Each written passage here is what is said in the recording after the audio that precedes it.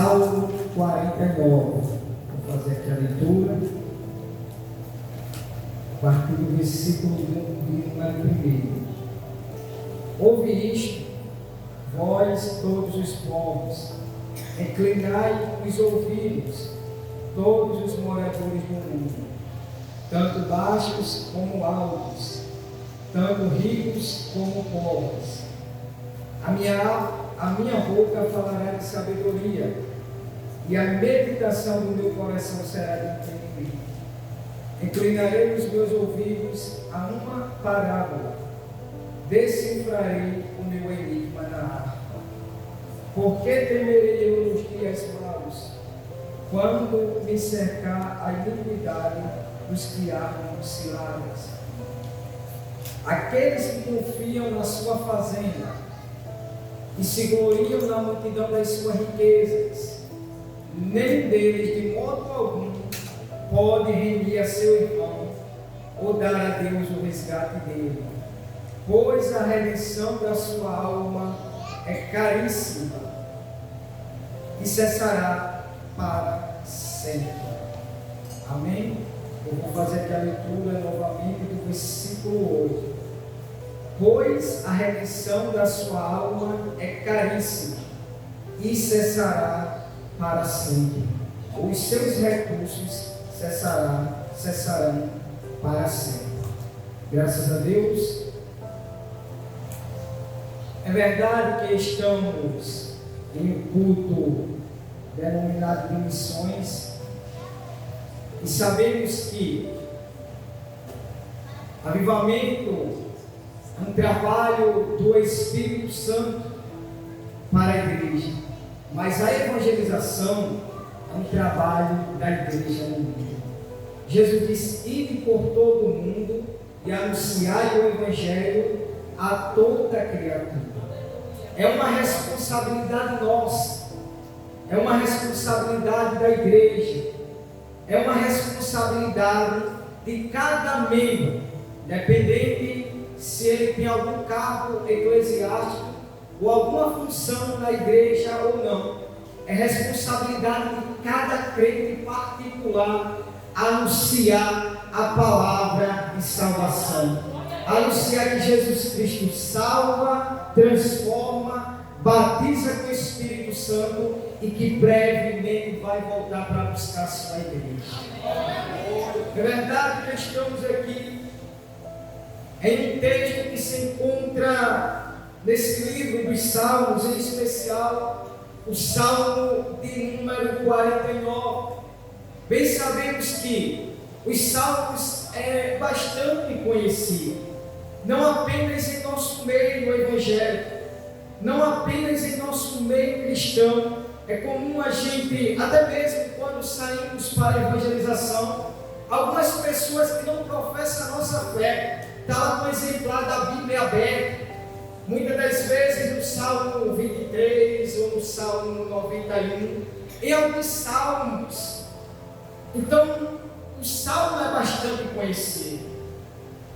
Bem verdade que quando fazemos uma leitura, um estudo, quando buscamos o nosso Deus em cada salmo, a gente nos alegramos no Senhor por todos os benefícios que Ele nos tem feito.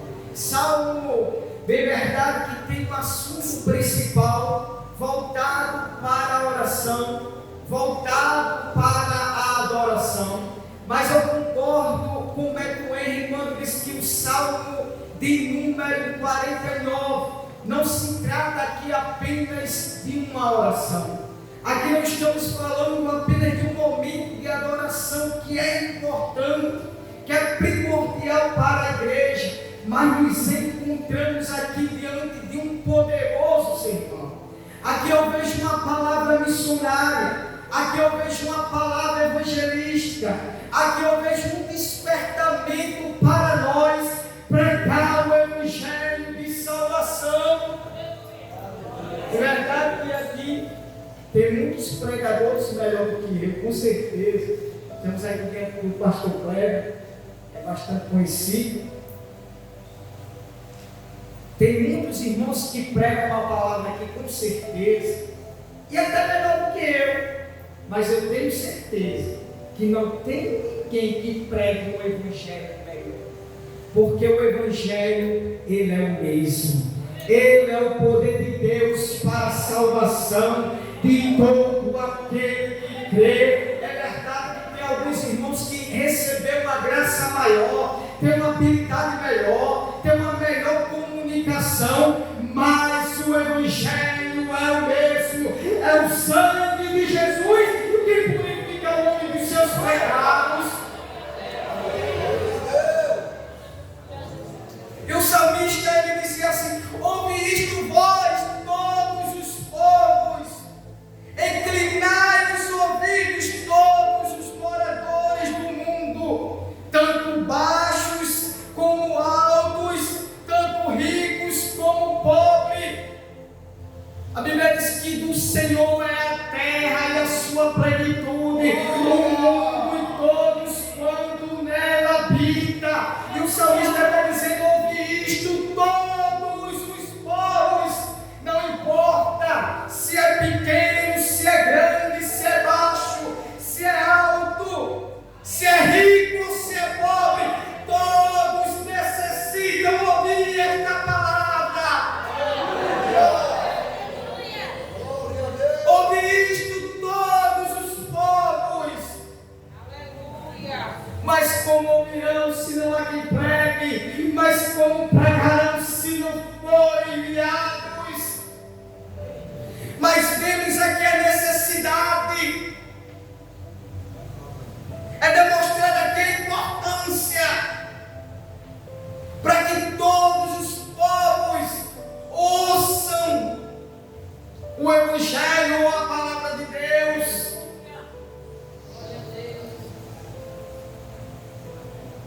Jesus disse que vão, façam discípulos, ensinando, prega aí em todas as nações. A gente recebeu a virtude do alto, foi para pregar primeiro a igreja primitiva em Jerusalém, Samaria, Judéia e até aos confins da terra. Ouve isto, todos os povos, inclinai os ouvidos, todos os moradores do mundo. Mas por que todos os povos precisam ouvir? Porque todos pecaram e destituídos estão da glória de Deus. Todos precisam ouvir, porque Deus procurou e não encontrou ninguém justo. Todos precisam ouvir, porque o profeta Isaías diz assim: as nossas melhores obras diante de Deus são comparadas com trapos de imundícia. Todos precisamos ouvir, porque nós temos a natureza adâmica. Todos precisamos ouvir, porque estávamos distantes de Deus. Então todos precisam ouvir. E a igreja precisa anunciar. Quando a gente sai com a autoridade de Deus, a gente não sai escolhendo para quem vai anunciar, não. A gente sai pronto para anunciar. Com todo respeito, pode ser a maior autoridade da cidade, mas se ainda não foi a Cristo, necessita abrir os ouvidos e dar crédito a essa palavra, porque todos pecaram e destituídos estão da glória de Deus. A Bíblia diz que aquele que disser que não tem pecado é mentiroso e nele não há verdade. O nosso Deus é santo. Aleluia. O nosso Deus, ele é santo. E diante dos seus olhos, como está escrito no livro de Abacuque, não tem como se apresentar um profano, porque ele é santo. Havia um muro, uma barreira de separação. Portanto, se todos precisam ouvir, nós precisamos anunciar. Porque todos precisam ouvir, porque todos pecaram, estão destituídos da glória de Deus. Porque todos precisam ouvir, porque a fé vem pelo ouvir a palavra de Deus. Porque todos precisam ouvir, porque todos carecem de arrependimento, e sem arrependimento não há salvação. O homem pode até dizer, mas eu sou bom. A salvação não é por obras, para que ninguém se glorie, mas é pela graça, é pela fé em Jesus Cristo. A minha boca falará de sabedoria, e a meditação do meu coração será de entendimento. Inclinarei os meus ouvidos a uma parábola, decifrarei meu enigma na água. Agora ele diz assim: por que eu temerei nos dias maus, quando me cercar iniquidade dos que me armam ciladas? Aí o verso 6, o melhor dizer, aqueles que confiam na sua fazenda e se gloriam na multidão das suas riquezas, nenhum deles de modo algum pode remir a seu irmão ou dar a Deus o resgate dele, pois a remissão da sua alma é caríssima e cessará para sempre, ou os seus recursos se esgotariam antes. O homem pode ser rico, o homem ele pode ter muito dinheiro, ele pode ter muitos bens, ter uma grande fazenda, ter muitas coisas materialmente falando, ele pode até se gloriar nas suas riquezas, mas nenhum deles, nenhum homem aqui na terra, de modo algum pode remir a seu irmão ou dar a Deus o resgate dele. Quando falamos aqui de remir ou de remissão, estamos falando aqui em um contexto relacionado a uma compra.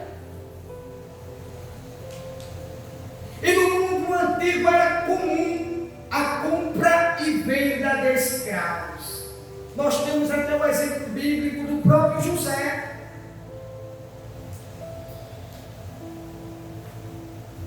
Então, quando falamos aqui de remir, podemos dizer que estamos falando aqui de uma compra. Mas quem é que pode dar a Deus o resgate de um irmão ou dele próprio?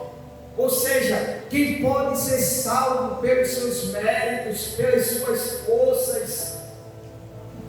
Não tem como. E tem mais, nós éramos escravos por causa da transgressão de Adão. Todos nós éramos escravos. Jesus estreitou até para a própria nação de Israel, para os judeus em particular.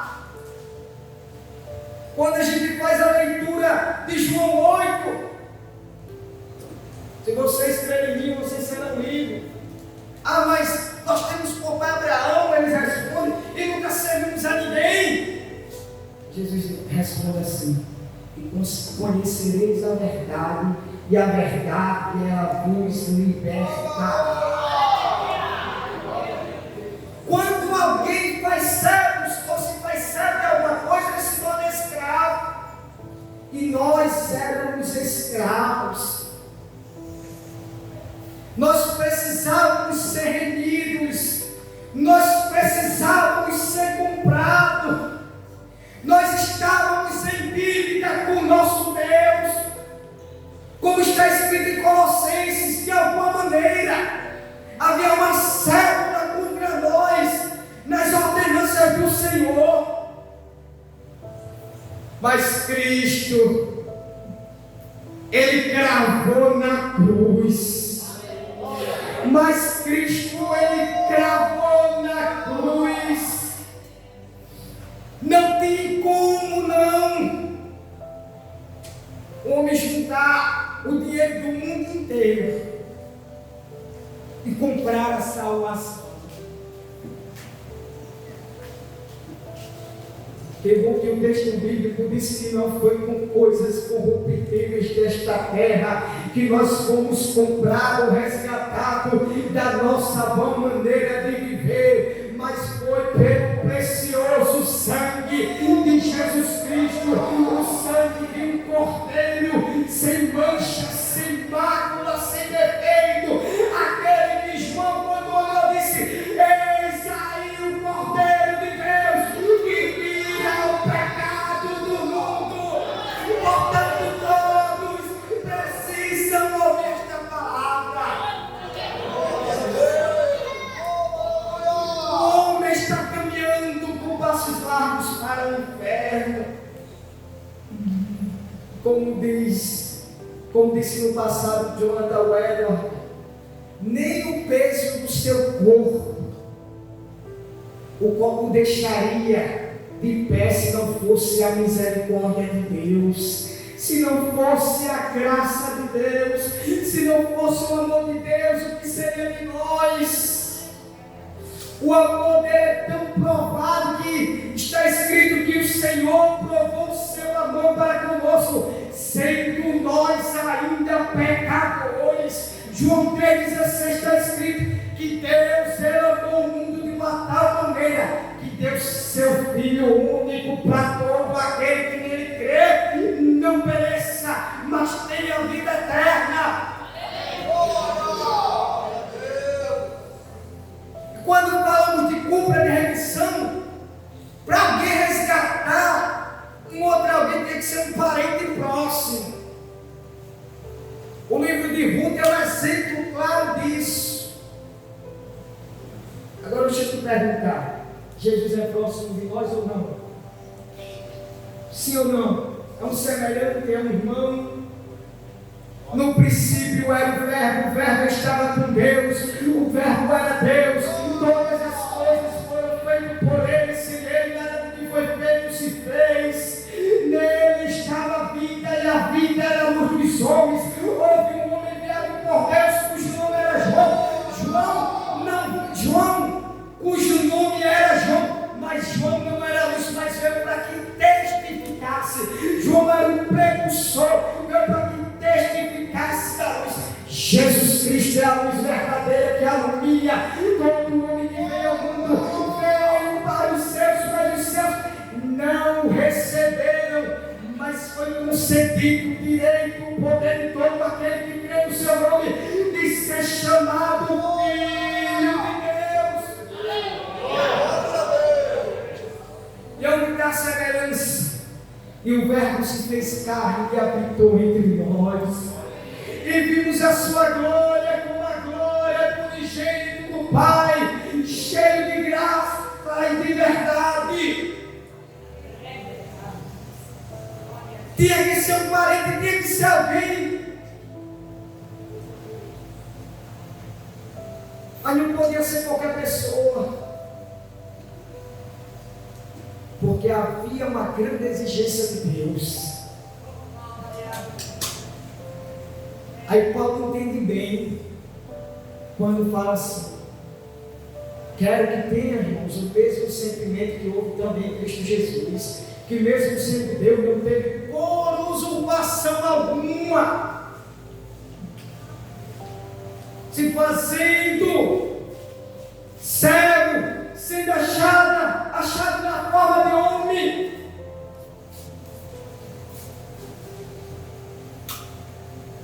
Jesus se entregou por nós, mas Ele está à destra de Deus, pelo que Deus o exaltou soberanamente, que lhe deu um nome que está sobre todo nome, para que diante dele toda língua confesse, todo joelho se dobre, toda língua confesse e diga: Ele é o Senhor. Pedro entende a importância desse nome.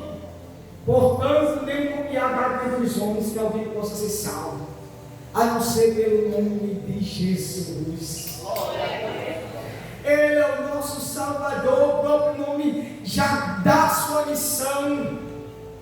salvação do Senhor. Ele veio para salvar o seu povo, veio para nos salvar e resgatar dos nossos pecados. Devemos anunciar esta palavra, este evangelho, que é o poder da salvação de todo aquele que crê.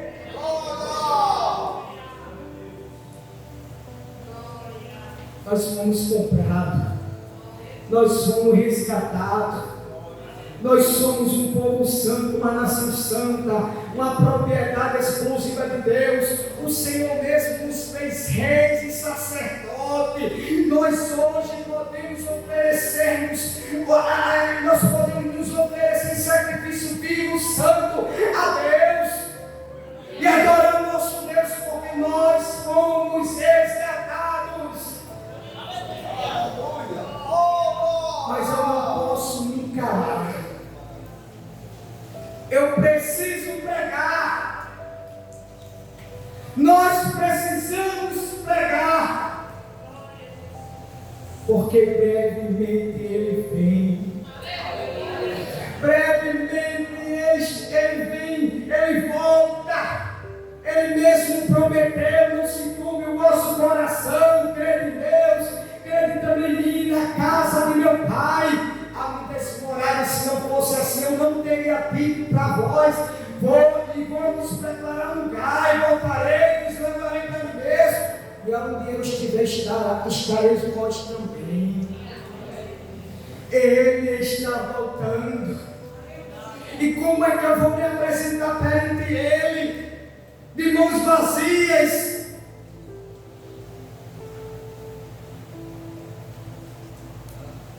O que é que eu tenho feito?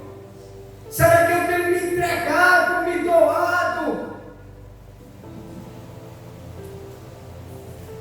É por isso que o salmista entende muito bem e diz assim: o que darei eu ao Senhor por todos os benefícios que Ele me tem concedido? Nessa noite,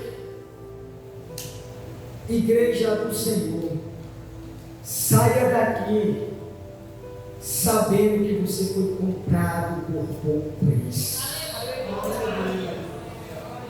Que sua alma tem um valor, que sua alma tem uma importância, que você é importante para Deus. Talvez nós não sejamos valorosos para os homens, mas para o nosso Deus não precisamos mais de provas. O amor dele é muito grande, mesmo em meio à luta, mesmo em meio à perseguição. Nada pode nos separar do amor de Deus. Não vai ser as tribulações, não vai ser as perseguições, não vai ser o perigo nem a espada.